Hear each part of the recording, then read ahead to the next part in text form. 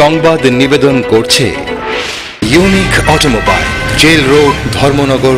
Shyamsundar company jewellers থাকে শুধু Longtharai Raju jewellers. Sensation now, style your passion. নমস্কার, আমি বনানী। আপনারা দেখছেন সত্যের খোঁজে 24 ঘন্টা, আপনাদের সাথে, আপনাদের পাশে। গোটা বিশ্বের সাথে যথাযোগ্য মর্যাদায় রাজ্যেও পালিত হলো ফ্লোরেন্স নাইটিঙ্গেল দিবস। এরই অঙ্গ হিসেবে শনিবার ধর্মনগর বিবেকানন্দ স্বার্থ শতবার্ষিকী ভবনে হয়ে গেল রক্তদান শিবির। এই শিবিরে উপস্থিত ছিলেন উত্তর ত্রিপুরা জেলা পরিষদের সভাধিপতি প্রতিমা দাস, সমাজসেবী বর্ণালী গোস্বামী সহ অন্যান্য বিশিষ্টজনেরা। 12ই মে শনিবার ছিল বিশ্ব সেবিকা দিবস। 1820 খ্রিস্টাব্দের 12ই মে আধুনিক নার্সিং এর অধিষ্ঠাত্রী ফ্লোরেন্স নাইটিঙ্গেল জন্মগ্রহণ করেছিলেন। তাই এই দিনটিকে আন্তর্জাতিক সেবিকা দিবস বা ফ্লোরেন্স নাইটিঙ্গেল দিবস হিসেবে পালন করা হয়। গোটা বিশ্বের সাথে যথাযোগ্য মর্যাদায় রাজ্যেও পালিত হলো এই দিনটি।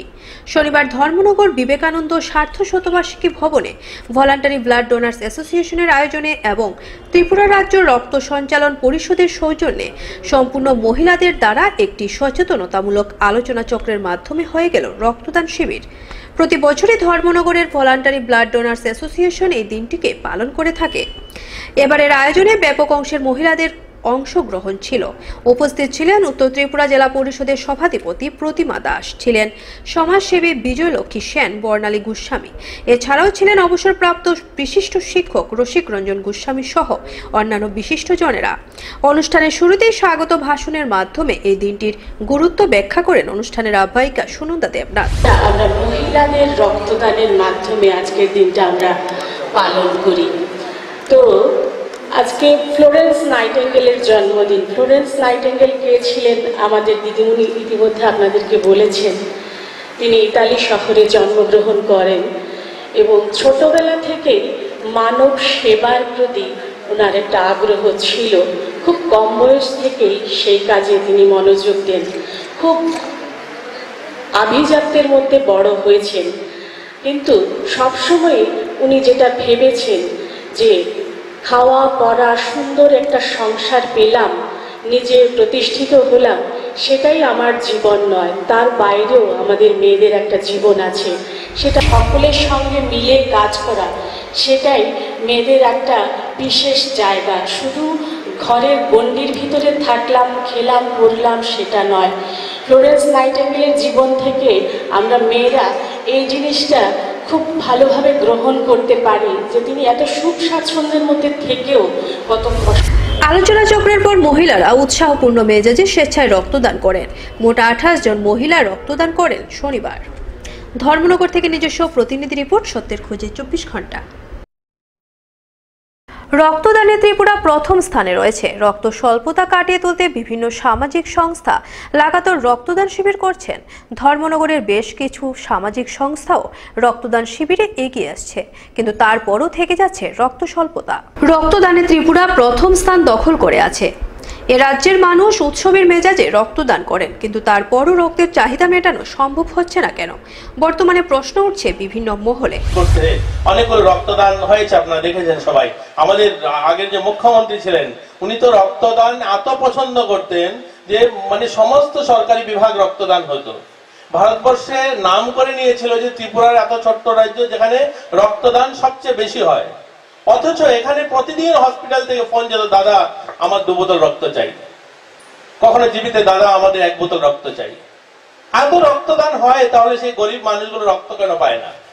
কোথায় গাফিলতি, কাদের গাফিলতি, কেন হচ্ছে না? সেই বিষয়গুলোর দিকে আপনারা দৃষ্টি দেবেন।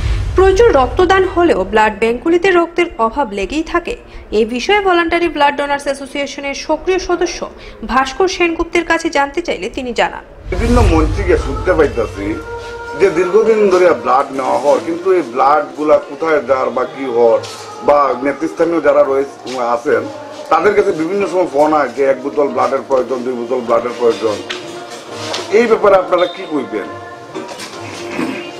হ্যাঁ, এই প্রশ্নটা কিন্তু আমাদেরও আমরা লক্ষ্য করি। অনেক সময় একটা নির্দিষ্ট গ্রুপের ব্লাড ব্যাঙ্কে থাকে না। তার কতগুলো কারণ রয়েছে যে কি, যখন শুরু হয় ক্যাম্প হয়, একসঙ্গে অনেকগুলো ক্যাম্প হয়ে গেল, হ্যাঁ, তো মাঝখানে ক্যাম্প বন্ধ, যেমন গ্রীষ্মকালে বা পরীক্ষা চলাকালীন সময়ে তখন কিন্তু ক্যাম্প কম হয়। তা আমরা চাই একটা ক্যালেন্ডার তৈরি করা, বিভিন্ন অর্গানাইজেশনকে নিয়ে যদি সারা বছরের একটা ক্যালেন্ডার তৈরি করা যায়।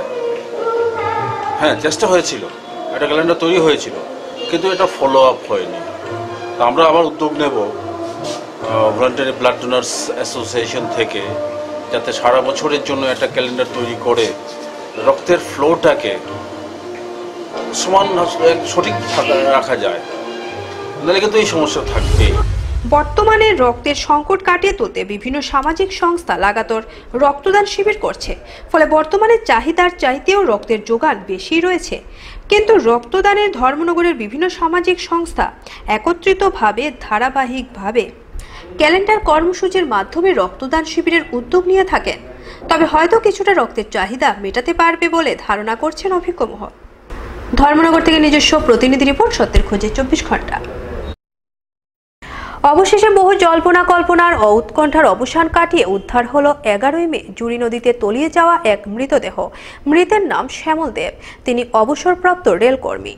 ঘটনার বিবরণে জানা যায়, গত 11ই মে নিজের ছেলের সাথে পূজার সামগ্রী বিসর্জন করতে এসে পানিসাগর থানাধীন চামটিলা জুড়ি নদীর দশমী ঘাট এলাকার খরস্রোতা নদীর জলে তলিয়ে যায় শ্যামল দেব নামের অবসরপ্রাপ্ত রেলকর্মী।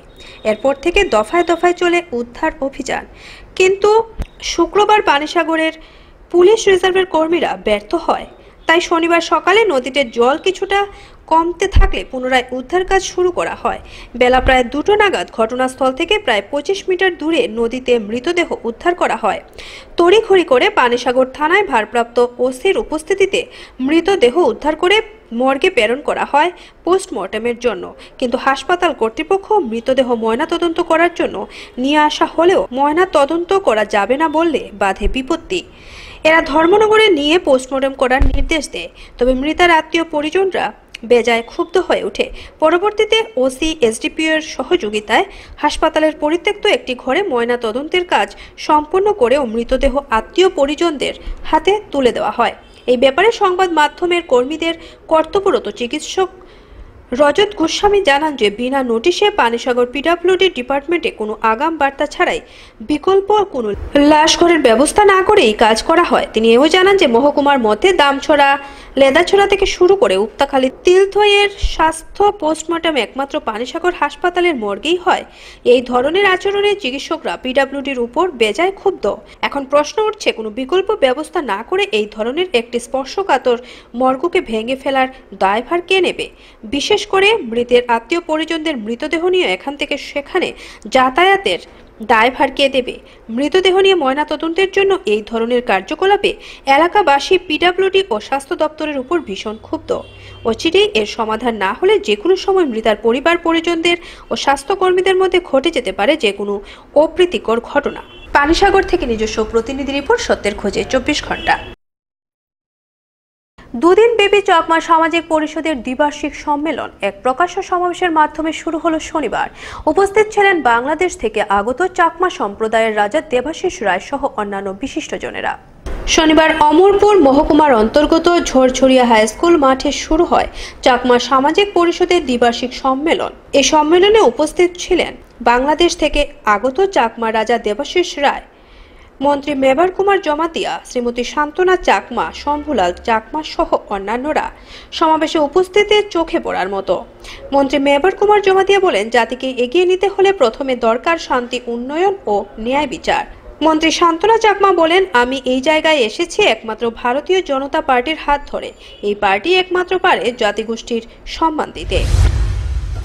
চিন্তা করতে আমার জাত ব্যাগ জাতিগুলোর ডেভেলপমেন্টে চিন্তা করতে, জাতীয় উপজাতি নির্বিশেষে চিন্তা করতে একমাত্র ভারতীয় জনতা পার্টি। সেরতে মুই সেম জানা না পড়ে দিই, দেখি না পড়ে দিই, মুই গাইডলাইন পড়া না পড়ে দিই, সে পড়ে দিই। মুই ফার্স্ট মুই আগে দেখুন পলিটিক্যাল লগে জড়িত না এলো, ফার্স্ট মুই ভারতীয় জনতা পার্টি যোগ দিই। সেরতে ইবাই একমাত্র আমার, আমি আরো আগে যে পারিব, উন্নয়ন করে পারিব। মুই মনে না করম এই জায়গা যদি অন্য কিছু করে দিম, অন্যতে এই জায়গা দেখছি আমি আমার চাকমা জাদর মিনিস্টার, তুমি হয়তো নদীকে লাগো।